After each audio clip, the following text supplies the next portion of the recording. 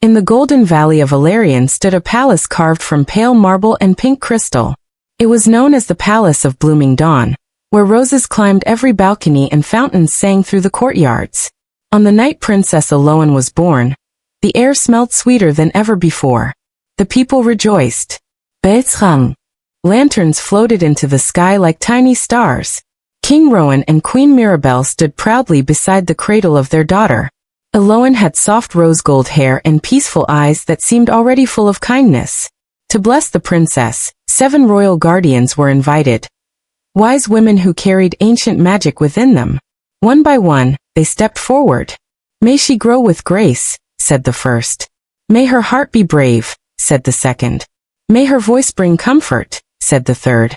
Each blessing shimmered like petals drifting through the air. But as the 6th guardian finished her blessing, the great doors of the palace thundered open. A wind swept through the hall. Candles flickered out. And from the shadows stepped Lady Morwen, once a guardian herself, long forgotten and bitter. "You celebrate without me?" she hissed softly. Silence fell. Morwen raised her blackthorn staff. On her 16th birthday, the princess shall prick her finger upon a rose thorn and fall into a sleep as deep as silence itself. Gasps filled the hall. The 7th guardian, the youngest and gentlest, stepped forward bravely. "I cannot undo your curse," she said. "But I can soften it." She touched the cradle with glowing light.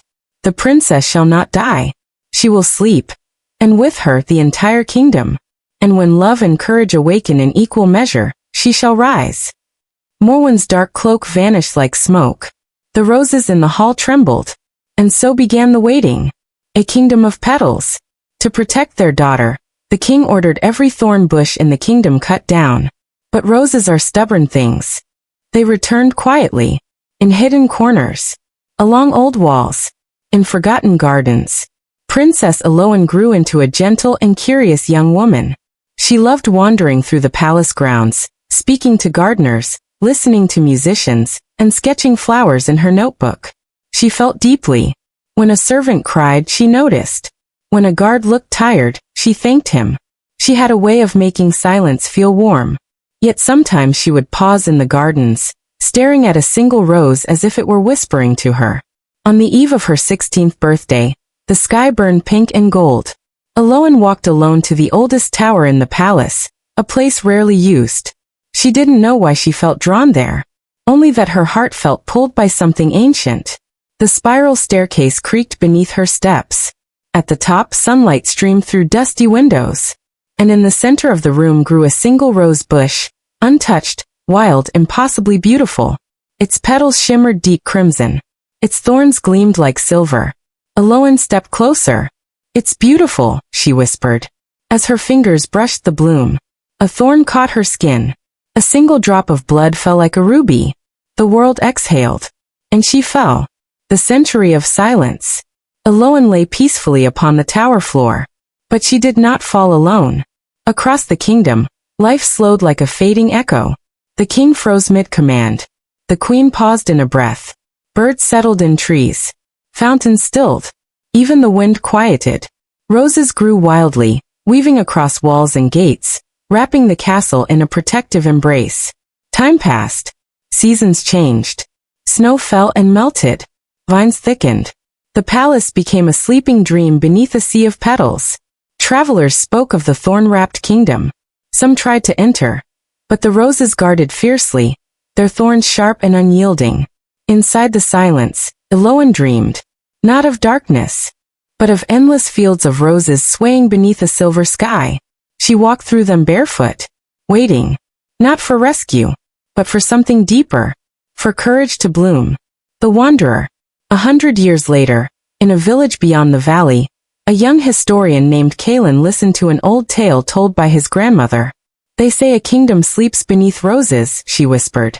"And only when love and courage awaken together will the princess rise." Kalen was not a prince. He wore no crown.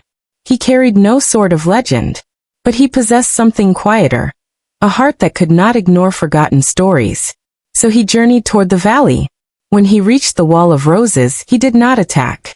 He did not force his way through. Instead he knelt. "May I enter?" he asked softly. The wind stirred. A single path opened. Step by careful step, Kalen walked through the silent kingdom. He saw frozen faces mid-laughter. A baker paused with flour in the air. Akat kurle din endless sleep. At last he reached the tower. There she lay, Princess Elowen, unchanged by time, soft as dawn. He did not rush forward. He felt the weight of 100 years. I don't know how to wake you, he admitted quietly. He sat beside her, and he began to speak, words through silence. He told her of the world beyond, of new songs sung in distant lands, of inventions that lit the night, of children who planted gardens in forgotten soil. He spoke not to break the curse, but because he believed stories deserved to be heard. Days passed, or perhaps hours. Time felt strange inside the roses. One evening, as sunset painted the tower pink, Kalen whispered, I think courage is not the absence of fear. It's choosing to care anyway. In the dream field of roses, Elowen paused. She felt warmth, a voice threading through silence. She knelt beside a single bud that had refused to bloom for years. And she touched it. Bloom, she said gently. The rose opened. In the tower, her fingers twitched. Kalen held his breath. Love, he said softly, is staying even when you're unsure. A tear slipped from Elowen's closed eye. The roses around the tower shimmered.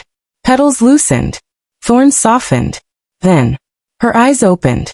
The blooming dawn. Light flooded the tower. The roses unwound from the walls. Across the kingdom, clocks ticked again. Birds took flight midair. The fountain resumed its song. The king gasped midword. The queen inhaled. A century of silence shattered into life. Elowen sat up slowly. Her gaze met Kalen's. You spoke to me, she said, voice soft as morning. I hoped you could hear, he replied. She smiled.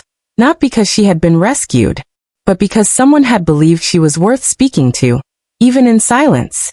They descended the tower together. The kingdom rejoiced as if no time had passed. King Rowan embraced his daughter. Queen Mirabelle wept with joy. And the roses? They remained, but no longer as barriers. They bloomed freely across Ilarion, symbol of patience and renewal. The Rosebound Queen. Years later, Queen Elowen ruled not with fear of curses, but with understanding of quiet strength. She planted gardens in every corner of the kingdom. She listened to her people. And when silence fell heavy upon someone's heart, she stayed. As for Kalen, he remained not as conqueror, but as companion. For love had not broken the curse alone. Courage had. And in the valley of Ilarion, roses still bloom brightest at dawn, as if remembering the princess who slept, and the century that taught the world, that sometimes the deepest magic is not in waking, but in waiting for love brave enough to speak through silence. Sparkle's moral. True love is not about power or grand gestures. It is patience, courage, and the quiet strength to stay, even when the world is silent.